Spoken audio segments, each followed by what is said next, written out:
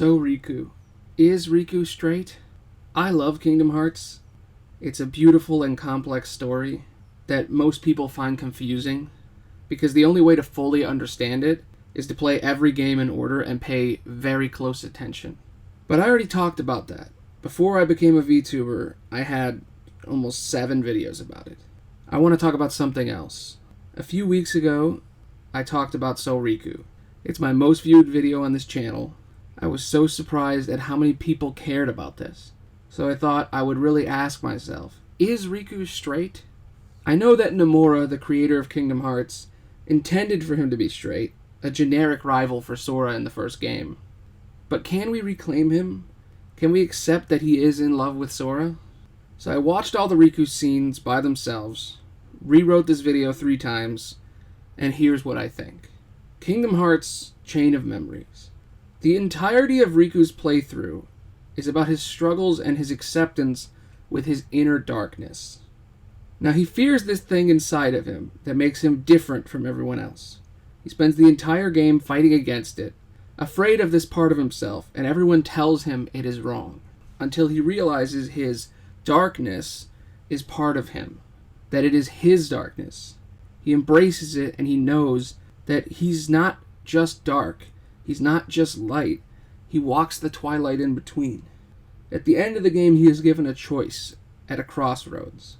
Take the road to darkness or take the road to light. He instead says neither, rejecting the paths and roles given for him. He is then told, do you mean the twilight road to nightfall? A great line. And he instead says, no, the road to dawn. He embraces that he isn't what they wanted.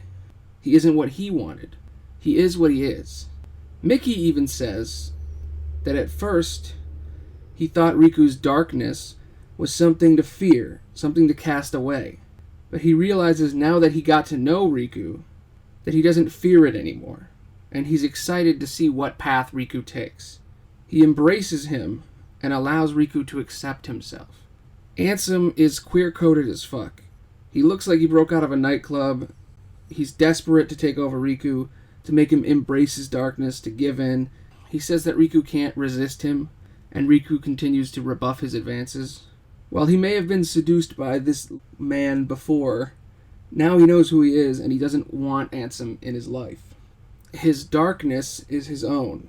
Ansem, if you think about it, really seems like an evil groomer.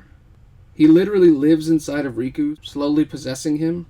Riku actually has gay demons that taunt and fill him with fear, and he fights against it in every game, realizing that he is more than just this identity that Ansem represents, that he isn't a demon, that Riku is something else, something more, that darkness isn't something to fear, that Ansem preyed on him. Mickey and the greater world don't understand what Riku is. If you replace the word dark with the word gay, everything clicks into place.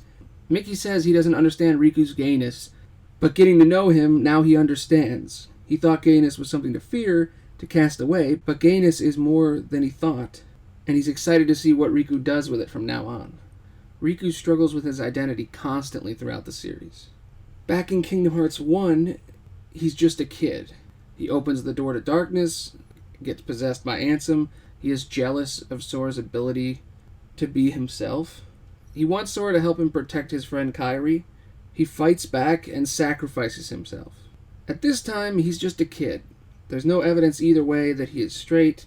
He cares about Sora and Riku. The only thing that you can see is that he's being manipulated and groomed by Maleficent and Ansem to become Ansem's vessel. All we really know about Riku is that he wants to leave the island, and he's willing to destroy his home to do it.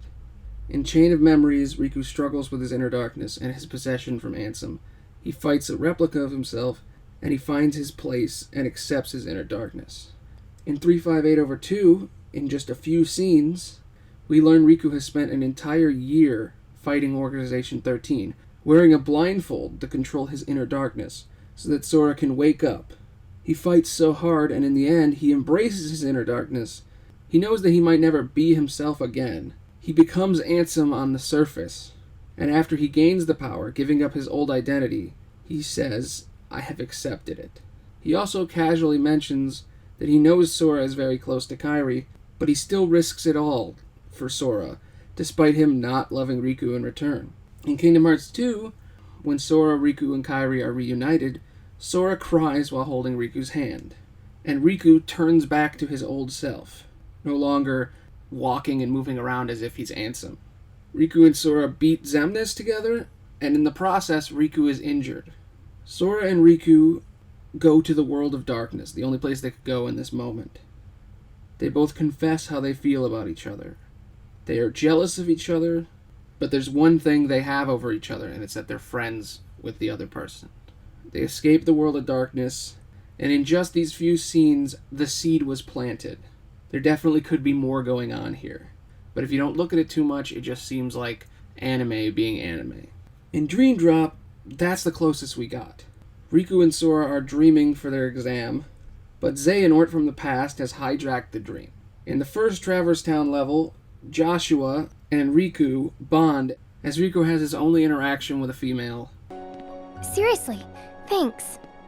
I'm Shiki. How about you? Riku. Thanks, Riku. Sure. Hey, that's it? You chat up a girl and then just say, sure, and walk off? I'm bad at this. Sorry.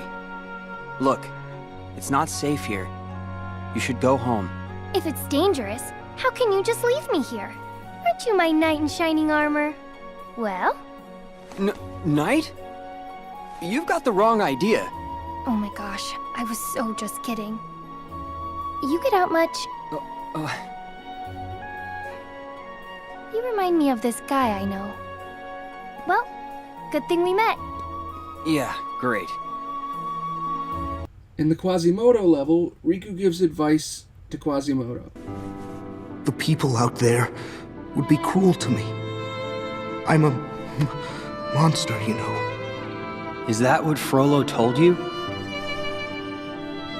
Trust me, looks can be deceiving. A good friend sees you for who you are, no matter what face you wear.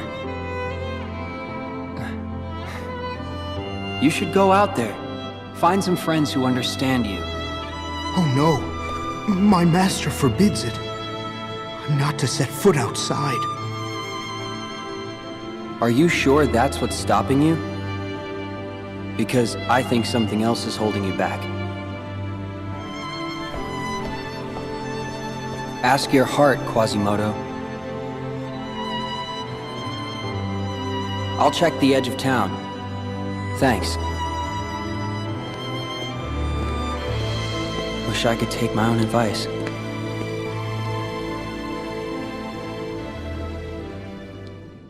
Saying that he needs to follow his heart and say how he feels. Then he says he wishes he could take his own advice. Maybe hiding feelings for Sora, he's kind of hiding something deep down. So what else could it be? In the Fantasia level, Riku and Sora each find half of a song that fuses together.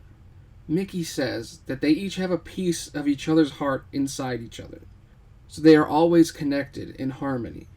And when they did, they made a great and powerful harmony.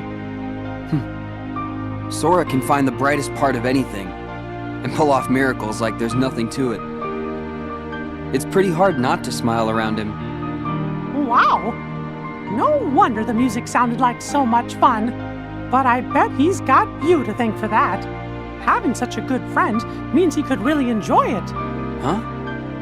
It's like each of you is holding on to a little part of the other. Your hearts are always in tune, so they're free to sing. Gosh, I hope I can be part of the team someday. You will. Trust me. The song that plays is Dearly Beloved, basically saying that that love song is their theme. Clearly, there is no way that this could be straight. In Kingdom Hearts 3, in Riku's first scene, he talks about how he's changed, and he's not sure why he isn't afraid of the Dark World anymore. Mickey tells him that sometimes you care about someone so much, everything else falls away. They could be talking about Sora.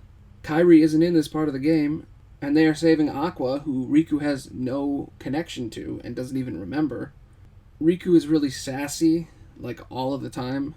He has sort of 3 modes that his character plays. either angsty, sad boy, or sassy. Riku is incredibly empathetic. When Aqua says that she's been alone all this time, he is legitimately heartbroken.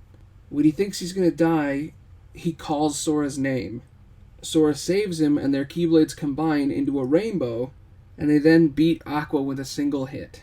It could just be a coincidence, but there's not a lot of evidence that he's straight here.